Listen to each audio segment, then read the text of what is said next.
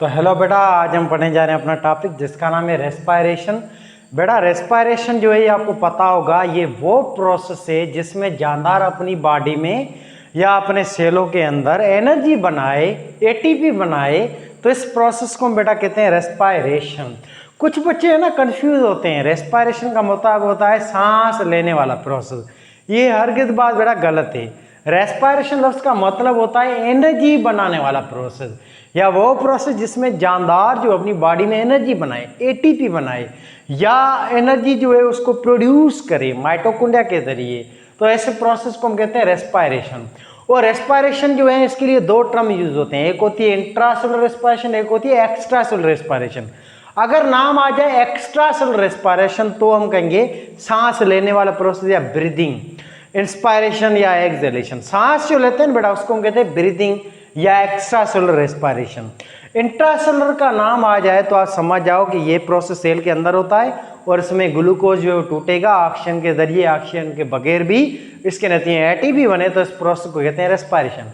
याद है process in which glucose is break down or glucose is oxidized or glucose is utilized to produce ATP, या the process in which ATP is produced, या the process in which glucose is oxidized into energy compound called ATP. This process is called respiration. आप जो definition चाहो अपने हिसाब से बना लें। तो रेस्पायरेशन जो बेटा इंट्रासेलुलर प्रोसेस है, ये रेस्पायरेशन होती है हर सेल के अंदर, और सेल के अंदर ही प्रोसेस होता है। सेल के बाहर रेस्पायरेशन होना बिल्कुल ही नामुमकिन है। तो ये टोटल इंट्रासेलुलर प्रोसेस है। रेस्पायरेशन कैटाबोलिक प्रोसेस है, यानी कि इसमें मॉलिक्यूल बनते हैं टूटते हैं, बड़ा इसमें टूटते हैं मॉलिक्यूल। ये एक्सोथर्मिक रिएक्शन है। इसमें देखें आपका ग्लूकोज है, आपका ये टूटता है न कि बनता है। ग्लूकोज टूटेगा तभी आपकी बॉडी में एनर्जी बनेगी एटीपी, जिसके जरिए आपकी बॉडी चलेगी, काम करेगी। और ये एटीपी आपकी साइटोप्लाज्म में बनती है और माइटोकॉन्ड्रिया के अंदर भी बनती है। माइटोकॉन्ड्रिया एटीपी बनाता है, रेस्पायरेशन करता है, तभी हम माइटोकॉन्ड्रिया को पावर हाउस कहते हैं या सेल को एनर्जी देने वाला ऑर्गेनेल भी कहते हैं। आपके अंदर बॉडी में रेस्पायरेशन ऐसे है, ग्लूकोज ऐसे जैसे गाड़ी नहीं आप देखते हैं तो गाड़ी पेट्रोल पे चलती है बेटा।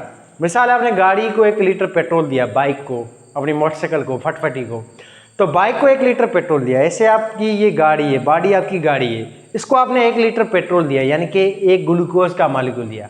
अब आपकी बाइक जो है आपको कितना किलोमीटर जो है वो आपको तय कर देती है या सफ़र आपको करवाती है, 35 किलोमीटर, 36 किलोमीटर मिसाल है, तो 36 या 40 किलोमीटर बाइक 1 लीटर में एवरेज देगी। तो ये तभी बाइक देगी ना एवरेज जब उसका पेट्रोल जलेगा। जब आप किक मारोगे तो बैटरी से करंट जाएगा कार्पेटर में, फिर पेट्रोल आएगा, जलेगा, उसके नतीजे बाइक में मैकेनिकल एनर्जी पैदा होगी, वही मैकेनिकल एनर्जी उसके इंजन को चलाएगी, जिसके नतीजे गाड़ी चलने लगेगी। ऐसे ही उसमें धुआं भी निकलता है एज ए वेस्ट प्रोडक्ट। तो बॉडी अपनी इस गाड़ी की तरह है। गाड़ी में जब एक ग्लूकोज आएगा तो एक ग्लूकोज आपको कितनी एटीपी देगा? 36 एटीपी बेटा। कितनी? 36 एटीपी नेट एटीपी आपको। ओवरऑल 38 बनती है। 2 खर्च भी होती है, सेल खर्च करता है प्रोसेस को शुरू करने के लिए, तो हम बचत को गिनेंगे तो बचत अपनी होती है 36 एटीपी। ठीक है बेटा। तो ऐसे ये क्या है, ग्लूकोज आपका पेट्रोल है जिस पे आपकी गाड़ी चलती है, और ये पेट्रोल तभी एनर्जी देगा जब ये पेट्रोल जलेगा, यानी कि ग्लूकोज टूटेगा। और ग्लूकोज टूटेगा तो आप धुआं छोड़ोगे ना, जैसे गाड़ी धुआं छोड़ती है, धुएं को हम कहते हैं कार्बन डाइऑक्साइड गैस और वाटर। ये दोनों एज ए वेस्ट प्रोडक्ट हैं आपके रेस्पायरेशन के। बाकी एनर्जी बनेगी, इस एनर्जी का नाम है एटीपी। तो हम डिटेल में डिस्कस करते हैं बेटा। तो it is totally catabolic process जिसमें ग्लूकोज टूटता है, ऑर्गेनिक मॉलिक्यूल टूटता है इनटू इनऑर्गेनिक मॉलिक्यूल जिनका नाम है कार्बन डाइऑक्साइड एंड वाटर। और ये एक्सोथर्मिक रिएक्शन है क्योंकि इसमें मॉलिक्यूल टूटेगा तो इसमें एनर्जी रिलीज होगी, और एक ग्लूकोज से 673 किलो कैलोरी एनर्जी रिलीज होती है, या 673 किलो कैलोरी को हम कहते हैं 2830 जूल पर मोल।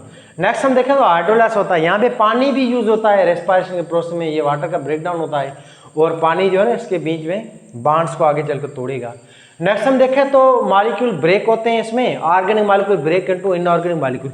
रेस्पायरेशन बेटा ये ग्लूकोज ऑर्गेनिक मॉलिक्यूल है। ऑर्गेनिक मॉलिक्यूल वो मॉलिक्यूल जिसमें कार्बन भी हो, हाइड्रोजन भी हो। तो ग्लूकोज ऑर्गेनिक मॉलिक्यूल है, ये टूटेगा इनऑर्गेनिक मॉलिक्यूल में, वेस्ट प्रोडक्ट में। और आपकी रेस्पायरेशन में 2 वेस्ट प्रोडक्ट है, एक कार्बन डाइऑक्साइड है, एक वाटर है। तीसरा एक प्रोडक्ट बनता है जिसको हम कहते हैं यूजफुल प्रोडक्ट या अच्छा प्रोडक्ट, जिसका नाम है एटीपी।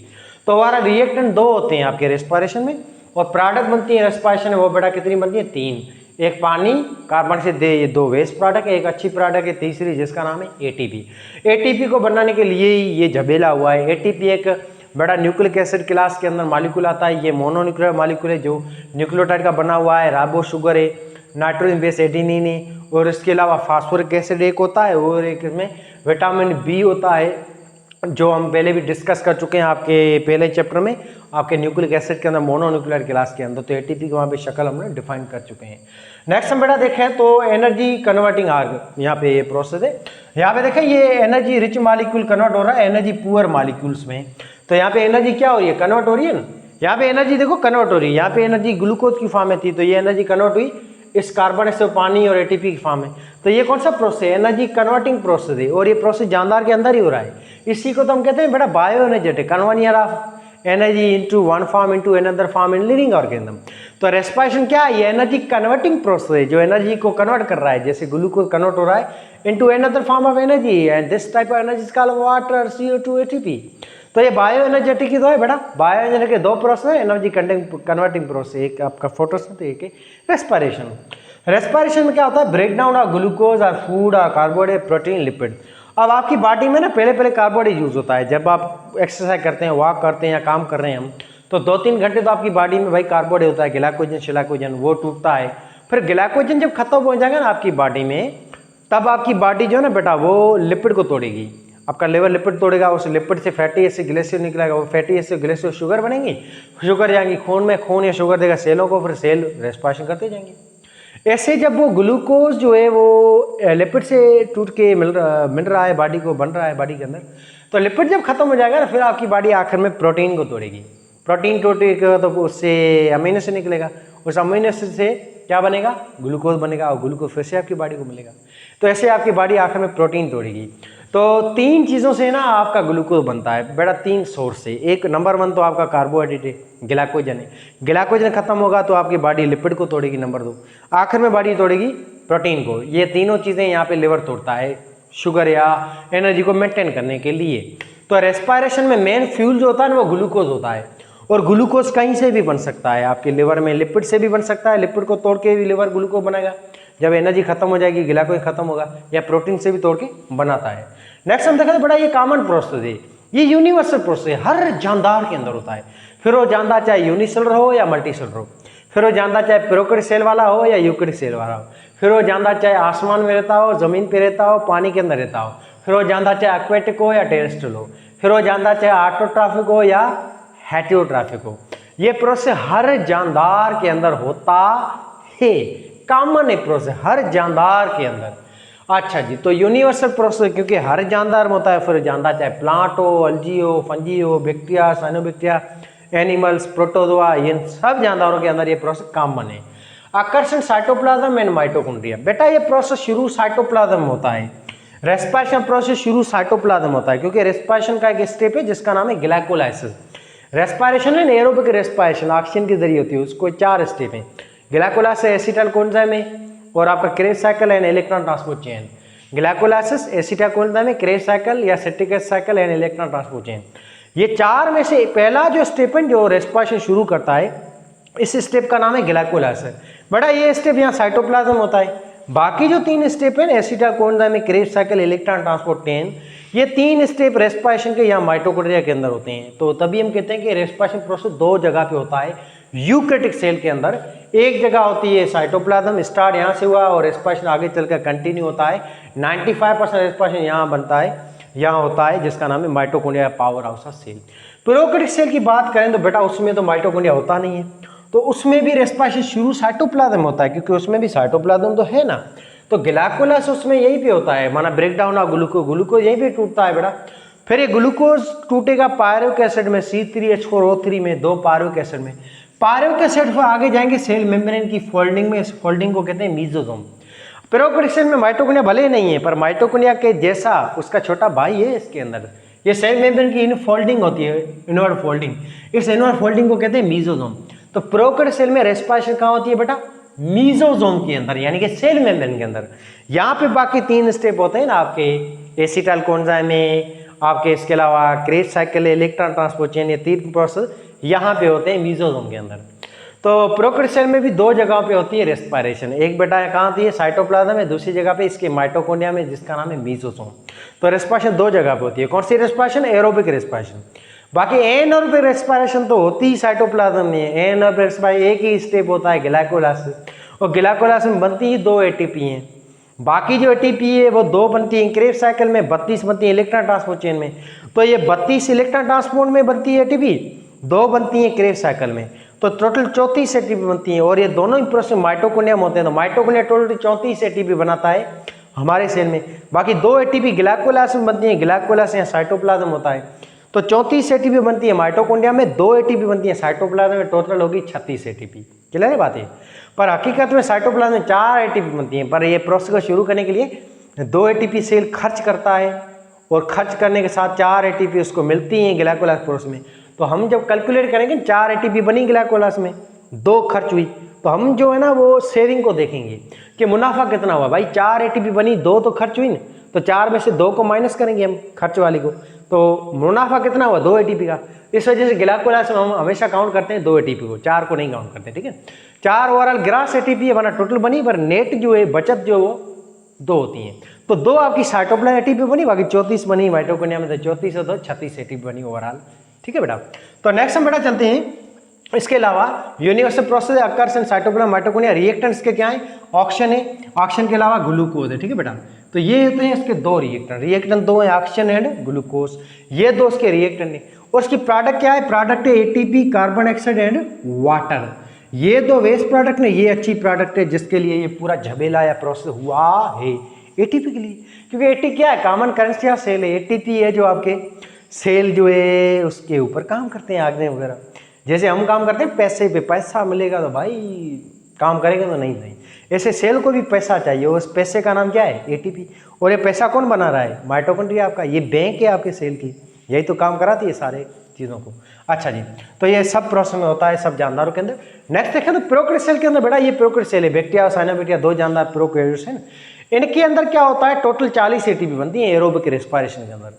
इनके अंदर एरोबिक रेस्पिरेशन होती है जब ऑक्सीजन अंदर आएगा, बैक्टीरिया ऑक्सीजन लेगा, सांस लेता है, ऑक्सीजन इसमें माइटोकॉन्ड्रिया जो है इसमें आएगा, और ऑक्सीजन आएगा सेल मेम्ब्रेन के अंदर, सोराख होते हैं चैनल, उनको क्रॉस करके सेल वाल के जो है सोराख हैं प्लाज्मोडेस्माटा, उनके जरिए ऑक्सीजन क्रॉस करे आएगा इसके सेल में, और ये ऑक्सीजन जाएगा इसके कहाँ, मीजोसोम के अंदर, और इसके मीजोसोम को माइटोकॉन्ड्रिया ही हम कहते हैं। वैसे माइटोकॉन्ड्रिया होता नहीं है, मगर मीजोसोम या सेल मेम्ब्रेन की फोल्ड को ही हम बेटा कहते हैं इसका माइटोकॉन्ड्रिया। यहाँ पे ऑक्सीजन जाएगी, और यहाँ पे जाके ऑक्सीजन के थ्रू ये रेस्पिरेशन होगा, और ये ग्लूकोज टूटेगा, और इसके नतीजे में टोटल बेटा बनती है 40 एटीपी। 2 तो खर्च होती हैं, ग्रास एटीपी 40 बनी टोटल, 2 तो खर्च होती हैं प्रोसेस शुरू करने में। बचत जो होती है, नीट माना बचत, वो 38 एटीपी होती है। तो याद रखना मेरे बच्चे, प्रोकैरियोट सेल में एरोबिक रेस्पिरेशन में 38 एटीपी टोटल नीट होती है, बचत जो होती है 38 एटीपी, और टोटल पैदा होती है 40। प्रोकैरियोट सेल में 2 एटीपी ज्यादा बनती है इस कंपेयर टू हमारे सेल में। इसके पीछे एक बड़ा रीजन है, और ये रीजन में आपको आगे नेक्स्ट लेक्चर में ये बताऊंगा इलेक्ट्रॉन ट्रांसपोर्ट चेन के टाइम। ठीक है ना बेटा, यहाँ पे भी रीजन है वो आगे में, क्योंकि बड़ा प्रोसेस आपको यहाँ पे समझ में नहीं आएगा। बहरहाल आगे चलते हैं, बाकी इसमें वेस्ट प्रोडक्ट यही सेम है, 6 कार्बन डाइऑक्साइड और 6 पानी के मॉलिक्यूल। और जब रेस्पिरेशन जो एरोबिक होगी उसमें जब एक ग्लूकोज टूटेगा तो उससे कितनी एनर्जी बेटा रिलीज होगी, एक ग्लूकोज के टूटने से 2830 किलो जूल पर मोल, या उसको कहेंगे कैलोरी में 673 किलो कैलोरी एनर्जी। अच्छा जी, नेक्स्ट हम चले तो ये प्रोसेस होता है मीजोसोम में, साइटोप्लाज्म में, आपके प्रोकैरियोट सेल में। और अगर एनाएरोबिक रेस्पिरेशन 2 टाइप है, एरोबिक और एनाएरोबिक। अगर मिसाल ये बैक्टीरिया रहता है हमारे इंटेस्टाइन में, हमारी बॉडी में, या फिर ये अपना बैक्टीरिया रहता है मिट्टी के अंदर या प्लांट्स की जड़ों के अंदर, तो वहाँ तो ऑक्सीजन आएगी नहीं, वहाँ पे ये माइटोकॉन्ड्रिया जो है इसका यानी कि मीजोसोम जो है यहाँ पे रेस्पिरेशन नहीं होगी। एनाएरोबिक रेस्पिरेशन सारी साइटोप्लाज्म में ही होती है, माइटोकॉन्ड्रिया या मीजोसोम में नहीं होती है। एनाएरोबिक रेस्पिरेशन एक ही स्टेप होता है ग्लाइकोलाइसिस, और इसमें 2 एटीपी बनती हैं ओवरऑल नीट, 4 बनती है, 2 खर्च होती हैं, तो 2 को माइनस करेंगे, 2 एटीपी बनती हैं एनाएरोबिक रेस्पिरेशन के अंदर। और जब माइटोकॉन्ड्रिया एनाएरोबिक रेस्पिरेशन करेगा, माना ऑक्सीजन के बगैर जब ग्लूकोज टूटेगा तो इससे वेस्ट प्रोडक्ट बनेगा C3H6O3, इस चीज का नाम है लैक्टिक एसिड। ये 2 लैक्टिक एसिड बनेंगे, और 2 ही एटीपी बनती हैं एनाएरोबिक रेस्पिरेशन में। और एनर्जी कितनी रिलीज होगी, 118 किलो जूल, बहुत कम एनर्जी रिलीज हुई, क्योंकि एक ही प्रोसेस हुआ ना ग्लाइकोलाइसिस। ग्लाइकोलाइसिस में सिर्फ ग्लूकोज 5% ही टूटता है, तो एनर्जी भी 5% ही बनती है। 40 की बजाय सिर्फ 4 एटीपी बनती हैं, 4 में से 2 तो सेल खर्च करता है, बाकी 4 में से 2 को माइनस करेंगे तो 2 एटीपी वाला नेट होती है, जो हमने यहाँ पे लिखा है तो एनारोबिक रेस्पॉन्स चाहे किसी की भी हो, चाहे प्रोकैरियोटिक में हो चाहे यूकैरियोटिक में हो, एटीपी दो ही बनती हैं, स्टेज एक ही होता है ग्लाइकोलाइसिस, और ये 100% प्रोसेस साइटोप्लाज्म ही होता है।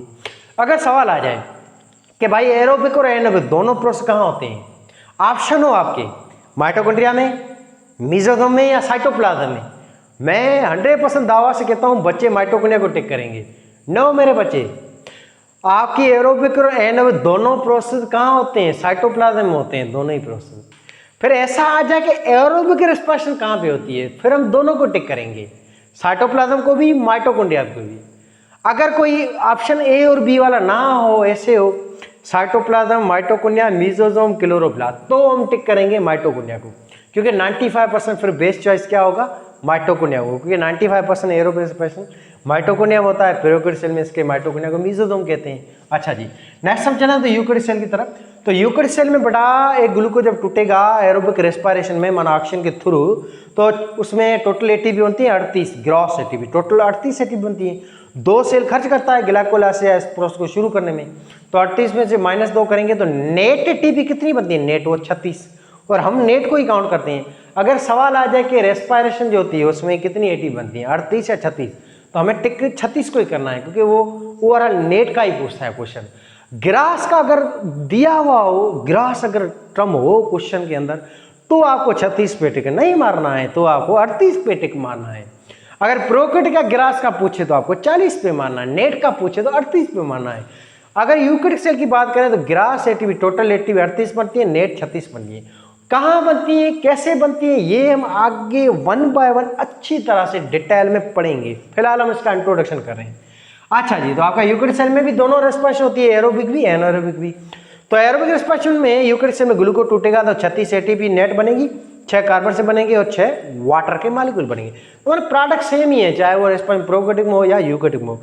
फर्क ये है कि आपके प्रोकैरियोटिक सेल में एरोबिक रेस्पिरेशन में 38 एटीपी बनेगी और यूकैरियोटिक सेल में ओवरऑल नेट वो 36 बनती है। बाकी वेस्ट प्रोडक्ट दोनों में बराबर की बनती है, एनर्जी भी दोनों में बराबर की रिलीज होती है, 673 किलो कैलोरी XYZ। नेक्स्ट हम देखें तो ये प्रोसेस आपके यूकैरियोटिक सेल में साइटोप्लाज्म होता है, फिर खत्म माइटोकॉन्ड्रिया होता है।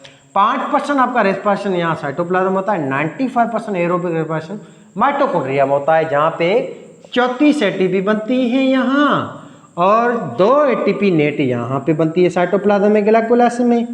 ऐसे ही प्रोकैरियोटिक सेल के अंदर साइटोप्लाज्म जो होता है उसमें नेट एटीपी 2 बनती हैं और इसके मेसोसोम में नेट एटीपी बेटा 36 बनती है, 36 और 2 38 बनती हैं नेट एटीपी। क्लियर है, आगे चलें। तो आपके यूकैरियोटिक सेल में 2 किस्म की एनारोबिक रेस्पिरेशन होती है, एक लैक्टिक एसिड फर्मेंटेशन है, लैक्टिक एसिड एनारोबिक रेस्पिरेशन, दूसरी होती है अल्कोहलिक रेस्पिरेशन या अल्कोहलिक फर्मेंटेशन। तो आपके यूकैरियोटिक सेल में 2 किस्म की टाइप होते हैं फर्दर एनारोबिक रेस्पिरेशन के, लैक्टिक एसिड एंड अल्कोहलिक। ऐसे ही बेटा प्रोकैरियोटिक सेल में भी 2 किस्म की एनारोबिक रेस्पिरेशन होती हैं, आपकी लैक्टिक एसिड फर्मेंटेशन भी होती है, अल्कोहलिक भी होती है। प्रोकैरियोटिक सेल बैक्टीरिया के अंदर दोनों ही रेस्पिरेशन होती है, अल्कोहलिक रेस्पिरेशन होती है और लैक्टिक एसिड भी होती है। तो बैक्टीरिया भी अल्कोहल बनाता है, पर मेजर रोल जो अल्कोहल बनाने में वो स्पंजी का है, जिसका नाम है यीस्ट। तो हमारी बॉडी या कोई भी जानदार उसमें जब ग्लूकोज ऑक्सीजन के बगैर टूटेगा तो इससे क्या बनेगा, लैक्टिक एसिड बनेगा और 2 एटीपी बनेगी और 118 किलोजूल पर मोल एनर्जी रिलीज होगी। ऐसे ही बैक्टीरिया है, उसके अंदर जब ये टूटेगा आपका ये ग्लूकोज तो उससे क्या बनेगा बेटा, अल्कोहल बनेगा, C2H5OH, 2 मॉलिक्यूल अल्कोहल के, 2 एटीपी, 118 किलोजूल पर मोल एनर्जी रिलीज होगी। और ये अल्कोहल का प्रोसेस कॉमन है यीस्ट में, बैक्टीरिया में। लैक्टिक एसिड फर्मेंटेशन भी एनिमल में होता है, बैक्टीरिया में भी होता है। यहाँ पे हम यूकैरियोटिक के हिसाब से लिखा, तो यहाँ पे बैक्टीरिया सिंबल नहीं लिखा, बैक्टीरिया को अलग से यहाँ पे लिखा है, ठीक है बेटा। और नेक्स्ट हम देखा बहुत ईजी है बेटा, ये एनिमल है। होता क्या, जब हम स्पीड से दौड़ते हैं, भागते हैं बेटा, तब अपनी बॉडी में दोनों प्रोसेस होते हैं, एरोबिक रेस्पिरेशन भी होती है, एनारोबिक भी होती है। स्पीड से जब हम दौड़ते हैं बेटा तो सांस लेते हैं ऑक्सीजन, वो ऑक्सीजन देखो 30% ऑक्सीजन ब्रेन यूज करता है। भाई ब्रेन जो है वो आपका 2% है वैसे बॉडी का, मगर ये एनर्जी ग्लूकोज ऑक्सीजन 30% यूज करता है, बहुत अहम आपका आर्गन है। तो 30% तो ऑक्सीजन यहाँ पे यूज होगी, एरोबिक इसमें यहाँ पे हो रही है, बाकी 70% ऑक्सीजन यहाँ पे यूज होती है आपकी कार्डियक मसल में और आपकी स्मूथ मसल में, ये जो इंटरनल ऑर्गन है इनके अंदर। बाकी आपकी जो आर्म है बेटा, टांगे हैं, ये स्केलेटल मसल है, हड्डियों के ऊपर गोश्त, इसको ऑक्सीजन मिलती ही नहीं है। फिर ये जो आर्गन है ये एनर्जी बनाते हैं ऑक्सीजन के बगैर, और ये करते हैं फिर एनारोबिक रेस्पिरेशन। ऑक्सीजन के बगैर ग्लूकोज को तोड़ेंगे, और ऑक्सीजन के बगैर जब आपकी टांगों में, हाथों में, आपकी बाजू में ग्लूकोज टूटेगा तो उससे क्या बनेगा, लैक्टिक एसिड बनेगा बेटा। और ये लैक्टिक एसिड ही होता है जो आपके सेल में कंडीशन को एसिडिक कर देता है। धीरे धीरे फिर आपके एंजाइम भी काम करना कम कर देते हैं। एंजाइम पीएच सेंसिटिव होते हैं ना बेटा, एसिड की वजह से एनवायरमेंट एसिडिक हो जाएगा सेल का, जिसके नतीजे धीरे धीरे आपकी बॉडी के एंजाइम काम करना शुरू कर देंगे, कैल्शियम वेल्शियम रिलीज होना शुरू हो जाएगा, नर्व पल्स वगैरह सही नहीं होंगी, और इसके नतीजे क्या होगा, आपको थकावट भी बढ़ती जाएगी, आपकी मसल प्रॉपर कॉन्ट्रैक्ट नहीं हो पाएगी। यही रीजन है कि हम जब ज़्यादा दौड़ेंगे और दौड़ेंगे और दौड़ेंगे, लैक्टिक एसिड बढ़ता जाएगा एनर्जी बढ़ती जाएगी, लैक्टिक एसिड बढ़ता जाएगा, पेन भी बढ़ता जाएगा किसमें, टांगों में और अपने बाजुओं में। ये एनारोबिक की वजह से होता है। आपकी टांगों बाजू में एनारोबिक होती है, और बाकी इस हिस्से में पेट वेट है, आपका छाती वाती है और आपका सिर है, इसमें एरोबिक रेस्पॉन्स होती है।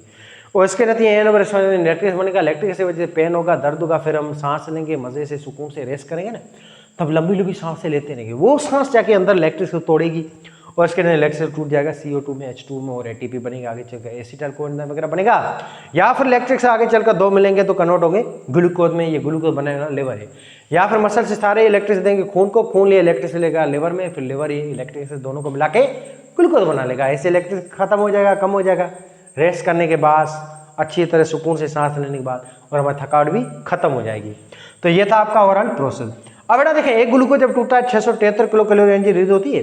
इस 673 किलो कैलोरी एनर्जी में से 263 किलो कैलोरी एनर्जी सेव होती है। आपकी एटीपी जो बनती है ना 36 या 38 एटीपी, 36 आपके सेल में नेट, 38 आपके प्रोकर सेल में, ये एटीपी कितनी किलो कैलोरी एनर्जी बनती है, 673 किलो कैलोरी एनर्जी। बाकी 410 किलो कैलोरी एनर्जी ग्लूकोज की वो आपकी बॉडी में रिलीज होती है। माना आपकी बॉडी भी 60% एनर्जी को रिलीज करती है। आपका जिस्म ये खुदा ताला का बनाया हुआ नेचुरल इंजन भी 100% एनर्जी को कंजर्व नहीं कर सकता। कोई भी ऐसा बॉडी नहीं है, कोई भी दुनिया में, यूनिवर्स में ऐसी चीज नहीं है जो 100% एनर्जी को कंजर्व कर सके। 100% एनर्जी कोई कंजर्व नहीं कर सकता, हो ही नहीं सकती एनर्जी कंजर्व। शायद कहीं पे होती हो जो अभी तक शायद डिस्कवरी नहीं हुई हो, या शायद मुझे अभी तक पता नहीं है, पर तकरीबन कोई भी ऐसा सिस्टम नहीं है जो 100% एनर्जी को कंजर्व कर सके। हमारी बॉडी भी देखो 60% एनर्जी लॉस करती है, यही तो है एनर्जी। इसमें आपका टेम्परेचर मेंटेन होता है, आपका जिस्म देखो गर्म रहता है, सर्दियाँ आती हैं, बाहर का टेम्परेचर भले 0 हो जाए, बॉडी का तो 37 रहता है, नहीं कैसे हो रहा है, अंदर से बेटा हीट पैदा होती है, रिलीज होती है, यही तो है जिस्म को गर्म करती है। इस हीट का नाम है किलो कैलोरी। 410 हर ग्लूकोज से 65 एनर्जी लॉस होती है। एनर्जी जो है वो 263 से आपकी एटीपी बनती है। अच्छा, नेक्स्ट हम देखें तो टाइप ऑफ रेस्पॉन्स। बेटा रेस्पॉन्स दो टाइप में, एरोबिक एंड एनारोबिक, जिसको हम डिटेल से अलग से एक चैप्टर में डिस्कस करेंगे। एरोबिक रेस्पॉन्स में ग्लूकोज ऑक्सीजन के जरिए टूटेगा, जिसमें कार्बन से वाटर बनेंगे, 36 से 38 एटीपी बनेगी। नेक्स्ट हम देखें तो एनारोबिक रेस्पिरेशन को दूसरे नाम से फर्मेंटेशन भी कहते हैं, और इसके अगेन दो टाइप हैं, lactic acid fermentation, alcoholic fermentation, जिसमें 2 एटीपी बनेगी, या अल्कोहल बनेगा या लैक्टिक। अगर यीस्ट के अंदर होता है ग्लूकोज टूटता है तो उसमें अल्कोहल बनेगा। अगर बैक्टीरिया के अंदर हमारी बॉडी में अल्कोहल टूटता है, और सॉरी क्या कहते हैं, ग्लूकोज टूटता है बगैर ऑक्सीजन के, तो क्या बनेगा, लैक्टिक एसिड बनेगा। तो एनारोबिक रेस्पॉन्स के अगेन 2 टाइप हैं। स्टेप हम देखें तो बेटा एरोबिक रेस्पिरेशन के टोटल हैं 4 स्टेप। कई बुक्स में 3 स्टेप लिखे हुए हैं, वो ग्लाइकोलाइसिस से क्रेस साइकिल को मर्ज करते हैं, ठीक है ना। तो ग्लाइकोलाइसिस से एसिटाइल क्रेस साइकिल ले लेता, तो ये 4 स्टेप है। पहला स्टेप होता है ग्लाइकोलाइसिस से यहाँ का साइटोप्लाज्म में, बाकी 3 स्टेप होते हैं आपके यूकेरियोटिक सेल में, माइटोकॉन्ड्रिया में, प्रोकैरियोटिक सेल में, मेसोसोम में होते हैं। बाकी एनारोबिक रेस्पिरेशन में बेटा एक ही स्टेप होता है, उसका नाम है ओनली ग्लाइकोलाइसिस। उसके बाद सेकंड स्टेप होता है जिसमें अल्कोहल और लैक्टिक एसिड डायरेक्ट बनता है रिडक्शन के जरिए, जिसको हम नेक्स्ट लेक्चर में अच्छी तरह से डिस्कस करेंगे।